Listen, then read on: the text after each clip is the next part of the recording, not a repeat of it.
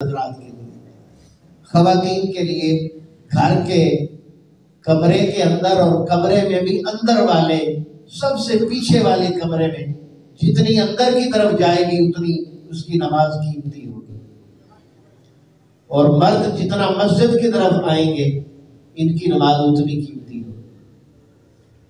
تو نماز با جماعت مسجد میں۔ نمبر 2، نماز میں خشوع اور خضوع ہونا چاہیے۔ یہ خشوع اور خضوع دونوں عربی زبان کے لفظ ہیں، ان کا معنی بڑا آسان ہے۔ خشوع خشیت سے ہے، اس کا مطلب ہے ڈر ہونا چاہیے، اللہ کا ڈر دل میں ہونا چاہیے۔ تو اس کا واضح مطلب یہ ہوگا کہ جب ہم نماز کے لیے کھڑے ہیں تو پھر ہمارے دل میں اللہ کا رعب ہونا چاہیے، ہمارے دل میں اللہ کا رعب ہونا چاہیے، اور ہمیں پتہ ہونا چاہیے ہم پوری کائنات کے مالک کے سامنے کھڑے ہیں۔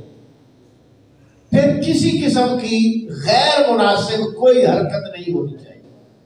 مثال کے طور پر ٹوپی سیدھی کرنا، داڑھی کو سیدھا کرنا، کپڑے درست کرنا، خارش کرنا، کھجلی کرنا، کبھی کچھ کبھی کچھ، کبھی حرکت کرنا، کبھی دائیں کبھی بائیں، پاؤں اٹھا رہے ہیں، آگے ہو رہے ہیں، پیچھے ہو رہے ہیں۔ تو یہ حرکت جو ہے کسی قسم کی وہ نماز کے سکون اور خشوع کے خلاف۔ صحابہ کرام رضوان اللہ علیہم اجمعین جب نماز پڑھتے تھے تو یوں محسوس ہوتا تھا کہ شاید ان کے سر پر کوئی پرندہ بیٹھا ہوا ہے، اگر یہ حرکت کریں گے تو پرندہ اڑ جائے گا۔ اتنے سکون سے اطمینان سے نماز پڑھتے تھے۔ اور نبی اکرم صلی اللہ علیہ وسلم کے بارے میں آپ نے سنا ہوگا کہ آپ جب نفل نماز پڑھتے تھے رات کو تہجد کی نماز، تو آپ کے پاؤں سوج جاتے تھے۔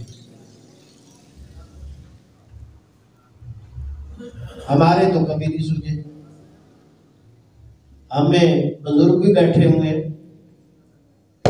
کافی بزرگ بھی بیٹھے ہوئے ہیں، ہمیں سے تو کسی کے پاؤں نہیں سوجے۔ وجہ ہم پاؤں پر وزن نہیں ڈالتے، ہم ایک جگہ کھڑے نہیں ہوتے، کبھی دایاں پاؤں اٹھا لیتے ہیں، کبھی بایاں اٹھا لیتے ہیں، کبھی دونوں ایڑیاں اٹھا لیتے ہیں، کبھی آگے سے انگلیاں اٹھا لیتے ہیں، حرکت میں رہتے ہیں۔ تو یہ حرکت پاؤں پر وزن نہیں پڑے گا تو سوجیں گے کیسے؟ تو بالکل یوں دیکھیں، اللہ اکبر کہہ کر دایاں ہاتھ بائیں ہاتھ پر باندھ کر نظر سجدے کی جگہ پر رکھ کر جو کھڑے ہوں گے، امام کی اگلی تکبیر آئے گی تو حرکت ہوگی، ورنہ کوئی حرکت نہیں۔ بات سمجھ آئی؟ تو اسے کہتے ہیں خشوع۔ اور خضوع کیا ہے؟ عاجزی کے ساتھ۔ آپ کھڑے ہیں تو گردن جھکائی ہوئی ہو، گردن جھکائی ہوئی ہو، اور دیکھنے والا کوئی دیکھے تو سمجھے گی عبادت کر رہا ہے۔ بات سمجھ رہے؟ عاجزی کے ساری نظر آنی چاہیے۔